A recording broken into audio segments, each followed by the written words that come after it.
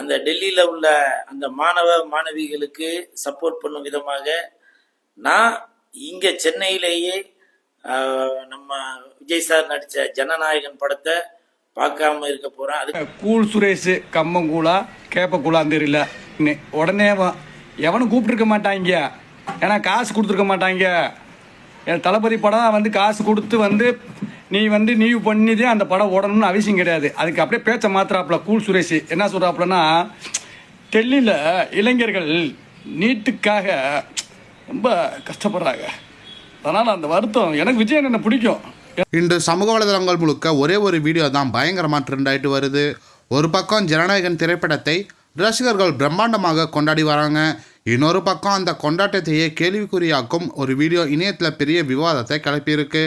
அதாவது நடிகர் கூல் சுரேஷ் வெளியிட்டதாக பரவி வரும் ஒரு வீடியோவில், நான் ஜனநாயகன் படத்தை பார்க்க வரமாட்டேன், அந்த மனநிலையில் நான் இல்லை, டெல்லியில் நீட் தேர்வு தொடர்பாக மாணவர்கள் போராட்டம் நடத்தி கொண்டிருக்கிறார்கள், அந்த நேரத்தில் படம் கொண்டாடுவது எனக்கு சரியாக தோன்றவில்லை என்று தனது கருத்தை தெரிவித்துள்ளார்.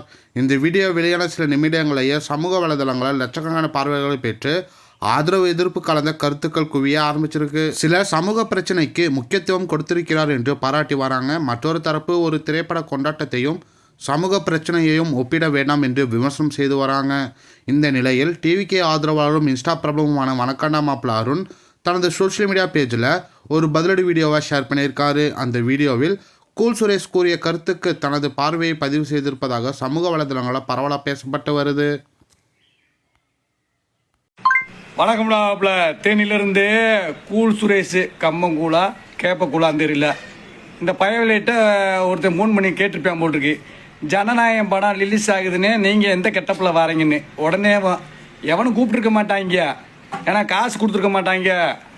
என் தளபதி படம் வந்து காசு கொடுத்து நீ பண்ணிதே அந்த படம் ஓடணும்னு அவசியம் கிடையாது. அதுக்கு அப்படியே பேச்ச மாத்திராப்புல கூல் சுரேஷ் என்ன சொல்கிறாப்புலன்னா, டெல்லியில் இளைஞர்கள் நீட்டுக்காக ரொம்ப கஷ்டப்படுறாங்க, அதனால் அந்த வருத்தம் எனக்கு விஜய் என்ன பிடிக்கும், ஏன்னா கூல்னு பேர் வச்சது தளபதிதே அப்படின்னு சென்டிமெண்ட்டை போடுறாப்புல. பல கோடி ரூபாயை போட்டு படம் எடுக்கிறவங்க ஒன்றையத்தையும் கூப்பிடணும்னு அவசியம் கிடையாது. ஏன்னா அந்த காலத்தில் எப்படி படம் பார்ப்பாங்கன்னா, பக்கத்து வீட்டுக்காரவங்க படம் பார்த்துட்டு வருவாங்க, ஏண்டி அந்த படம் எப்படி இருக்குது, சூப்பராக இருக்குடி, போய் பாரு, குடும்பத்தோடு பாரு அப்படின்னு சொல்லி பல நாங்களே படத்துக்கு போவோம்.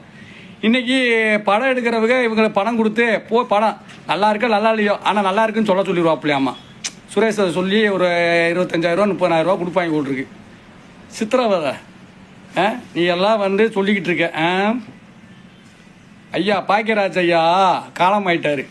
அதுக்கு இந்த பயவில் என்ன பண்ணுச்சு தெரியுமா, முருங்கைக்காயை கொண்டு போய்கிட்டு இருக்காப்புல. முருங்கைக்காயை சோகத்தில் அவன் இருக்கான், அவர் படத்தில் நடித்த முருங்கைக்காயை கொண்டு போனால் அது எப்படி இருக்குன்னு பாருங்க. கோடிக்கணக்கில் பணம் போட்டு படம் எடுக்கிறவங்கள தயவுசெய்து உங்கள் மேலே நம்பிக்கைப்படுங்க.